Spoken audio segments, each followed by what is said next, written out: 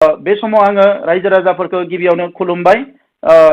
बावैसो नुदों जे हाग्रामा महिलारि बिथाङा असमिया रावजों बुंदों कि बिटिआर गोरोबथायाव जेबो गैया, बेयो भेलुलेस मोनसे गोरोबथा आरो बे गोरोबथानि गेजेरजों गुबुन हारिफोरजों जोंनि हारिजों गोबां दाङाबाजि जागोन होननानै आङो जोबोद दुखु मोनदों। दाङाबाजिया खेला नङा, बियो क्रिकेट गेलेनाय बायदि, फुटबल गेलेनाय बायदि नङा बे दाङाबाजिया। बे दाङाबाजिनि थाखायनो दिनै 2008 मायथाइयाव गोबां जोंनि मानसिया जिउ गोमानांबाय, सम्पति लस जानांबाय। 2012 मायथाइयाव गोबां मानसिया जिउ गोमानो गोनां जाबाय, धन सम्पति खोमानानै लानो गोनां जाबाय। 2014 मायथाइयावबो गोबाङानो न' बां सावजाबाय, धन सम्पति खोमानानै लानो गोनां जाबाय। दा बै समाव खिन्थु बिटिआर गैयामोन, बै समाव बिटिसिसो दङमोन। 2008 आव बिटिसि दङमोन, 2012 आव बिटिसि दङमोन आरो 2014 आवबो बिटिसियानो दङमोन। बै समाव बिटिआर गैयामोन। बिटिआर गोरोबथा जानायनि उनाव नोंथांमोन बायदि मानसिया राजखान्थि लाबालाबनि थाखाय थुनज्लायनानै दावराव दावसि खालामाबा दा गुबुन हारिफ्रा खिन्थु दावराव दावसि खालामनो गोसो गैया ना बर'फ्रा दावराव दावसि खालामनो गोसो दङ? रावहाबो दावराव दावसि खालामनो गोसो गैया। नोंथाङा बुंदों कि बर' हारिया गुबुन हारिजों जुजिनो हानाय नङा, साबोसे बर' सुबुं दङ होननानै। बे फंसे बाथ्राजों नोंथाङा बर' हारिखौ खिन्थु लासिंसिं खालामदों। भारतबर्षआव जानो हागौ 130 कौटि मानसि दङ। दिनै जिखिनि बर' फिसाफोर दिनै आसामाव थांनानै दङ, इन्डियायाव थांनानै दङ, बे बर' फिसाफ्रा दिनै थै आरो जिउ होनानै गावनि राव थुनलाइ हारिमु लानानै थांनानै दङ। बे खोथाखौ नोंथाङा बावगारलांनो नाङा।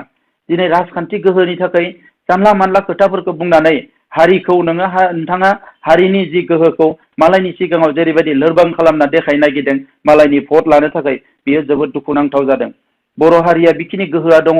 गोहो दङखायनो दिनै गावनि हा हु, गावनि मान सन्मान लानानै गासैखौबो लानानै 3 गाहाम एकर्ड मोननो हादों।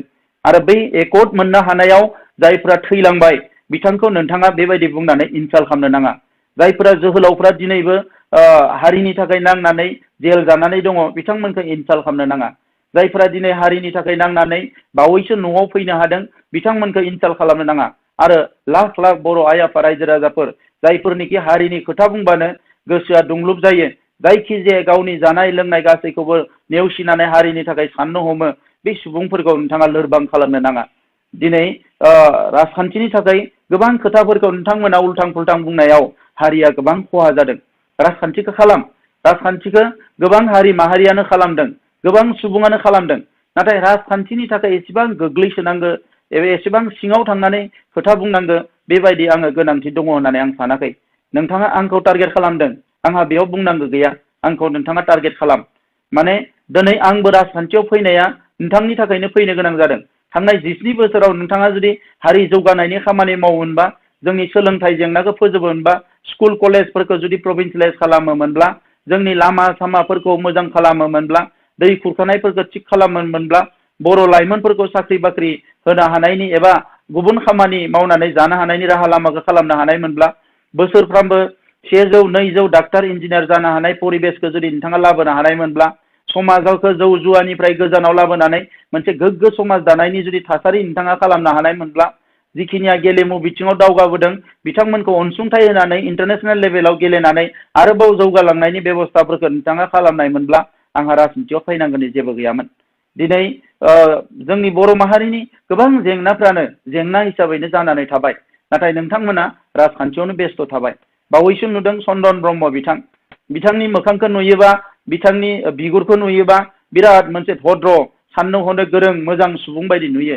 नाथाय ओरैबायदि लासिं सिं खोथाफोरखौ बिथांमोना राजखान्थिनि सार्थआव बुङो, बियो जोबोद दुखुनांथाव। आसामनि मानसिफ्राथ' बिथांनि मुं बुंबानो बयबो सोमोनाङो। बिथांखौ हब मन्त्रि होनो गुबुन हारिनि मानसिफ्राबो आसामाव। माने बयखौबो थगायो बिथाङा। जि खोथा बुङो बेखौनो हब हब होनो, खिन्थु रावनिबो खामानिखौ बिथाङा मावनानै होआ। दा जोबोद दुखुनांथाव। दा बिनिखायनो दिनै गोबां मानसिफ्रा बुङो हरनि 12टा, हरनि 11टा जौ लोङै लोङै मानसिफोरनो फन हरो। बर'फोरनोल' हरबा जुदा, गुबुन मन्त्रिफोरनोबो हरो, गुबुन मानसिफोरनोबो हरो। जोबोद लासिंसिं जादों। बेफोर खोथाफोरखौ बुंनो गोसो गैयामोन। आरो गोबां हिस्ट्रि दङ बिथांमोननि लिडारफोरनि, बुंनांगौबा बुंलांबाय थानो हायो। आं दिनै निमाहा बिगोन चन्दन ब्रह्म बिथांनियाव, बिथांनि पार्सनेल खोथा फंसे बुंनाय जादों। नाथाय नोंथाङाबो जोबोद दुखुनांथाव खोथा बुंदों। थांनाय बिटिआर एकर्डनि 3.3 क्ल'जआव माने बिटिआर जिथु मुं जानांगौ, बिटिएडिआ बिटिआर जानांगौ, बे खोथायासो लिरनानै दङ। नोंथाङा इउपिपिएलखौ गाज्रि खालामनो थाखाय जोंखौ माने मानसिनि सिगाङाव गाज्रि दिन्थिनो थाखाय बै क्ल'जआव नोंथाङा माने जेखौ बुंदों कि गुबुन हारिफोरखौ हा हुनि मोनथायनिफ्राय बन्सित खालामगोन बियो जोबोद दुखुनांथाव जादों। नोंथांमोना सोरनि खामानि मावनो ओंखारदों? हारिनि थाखाय ओंखारदों, सोरनि देशनि थाखाय ओंखारदों, सोरनि थाखाय मावनो ओंखारदों? बेखौ नोंथांमोननि गोरबोआव खेबसे सोंनानै नाय। नोंथांमोनाबो सोमावसारबोदोंमोन, नोंथांमोनाबो खस्थ' जाबोदोंमोन, नोंथांमोनाबो हाग्रा बंग्रा खारदा माने बेरायलाबायनो गोनां जादोंमोन, गोबां पुलिस मिलिटारिजों खस्थ' मोननांदों, सोंलु सोंजादों। दिनै बोरैहाय नोंथांमोननि बिखा बिख्लोफ्रा गोरबोफ्रा बिदि जानो हाखो कि राजखान्थिनि थाखायनो सासेया सासेखौ एसेबां गाज्रि बुंनांगौ? बेखौथ' दिनै करापसननि खोथाखौथ' जाय पावाराव दङ बुंखागोन। आं बुङाबाबो गुबुना बुंगोन। हिराचरनिया बिथाङा बुंदों, सोरबाया बुंदों, बुंखागोन। दिनै जायफ्रा पावाराव दङ बे बुंजाखानांगोन। तरुण गगैया जेला पावाराव दङमोन बयबो बिथांखौ बुंदोंमोन करापसननि खोथा। प्रफुल्ल महन्तआ जेला पावाराव दङमोन बिथांखौ बयबो बुंदोंमोन गुप्त हत्यानि खोथा, करापसननि खोथा। दिनै नरेन्द्र मदिया पावाराव दङ, जायफोर दिनै क्रिटिसाइज खालामदों बिथांखौनो खालामदों। जेला मनमोहन सिंहआ पावाराव दङमोन बेखौ क्रिटिसाइज खालामदों।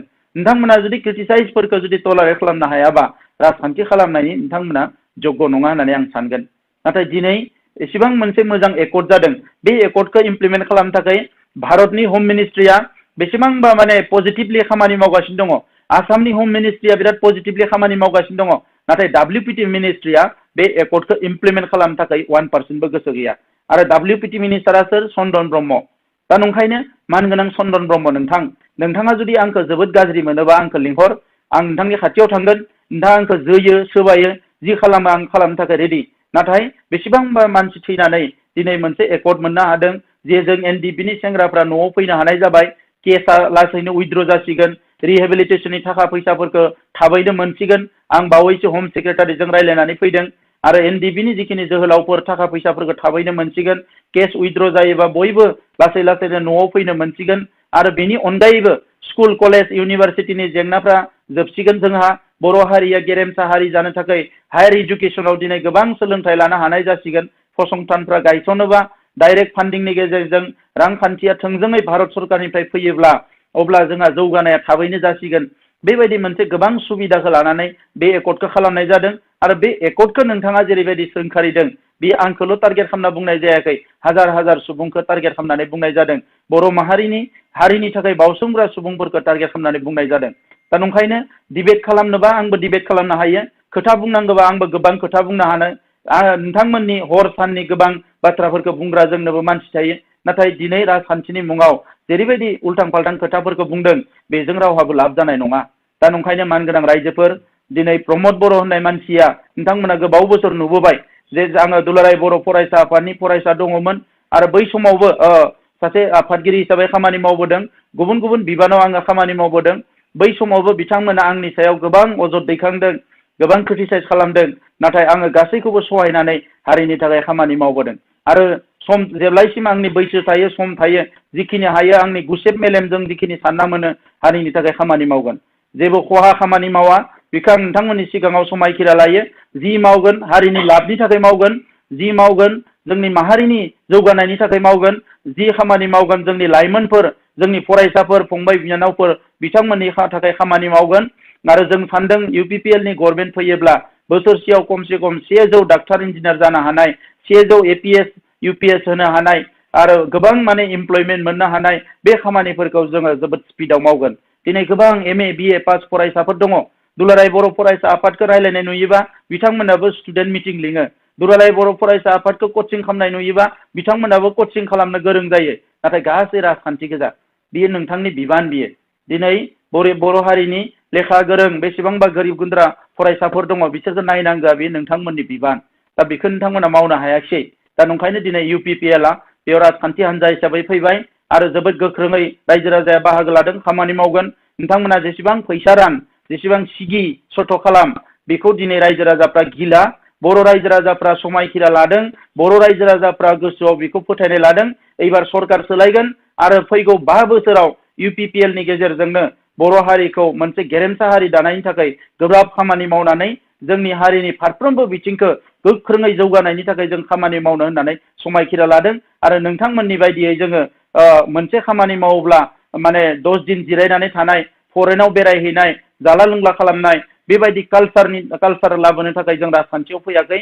हारिनि मानसिफोरखौ हर सान सिबिनानै जेरैखि जाया मोनसे गेरेमसा हारि खालामनो हानाय जोंनि राव थुनलाइ हारिमु गासैखौबो सिबिनायनि मोनसे राजखान्थि खालामनो फैदों आरो बेखिनि खोथाखौ आङो जोबोद दुखु मोननानै बुंनाय जादों मानोना जि गोरोबथाखौ खालामदों दिनै नोंथांमोना इनस्टल खालामबानो बे गोरोबथाया गैया जानानै थाङा भारत सरकारा बेखौ इमप्लिमेन्ट खालामगोन आसाम सरकारा बेखौ इमप्लिमेन्ट खालामगोन दिनै बिपिएफनि मन्थ्रि थाजासिम साननैसो नोंथांमोना होबथानो हागोन बिनि उनाव बेखौ होबथानो हानाय नङा बे गासैबो एकर्डआ बे इमप्लिमेन्ट जागोन आरो नोंथांमोना जे बेखौ होबथाबाय थादों नोंथांमोननि मन्थ्रि एमएलएफ्रा बे गासैबो बियो बर'फोरनि जारिमिनाव सोरबा नङा सोरबा रिसार्च खालामग्राया सोरबा स्कलारा बेखौ गोसोम खालिजों लिरनानै दोनलांगोन कि बर' हारिनि जौगानायनि थाखाय मोनसे एकर्ड जादोंमोन बेखौ इमप्लिमेन्ट जानो होआखै बे खोथाखौ गोसोम खालिजों लिरनानै दोनलांगोन दा बे समाव आइ आफा रायजो राजाफोर कर'ना भाइरासनि थासारिया दाबो दङ बयबो जाहाथे साबधानै थायो गोजोनै थायो गोबां थुनज्लायनो हानाय गुसु मेलेमजों खामानि मावनांगोन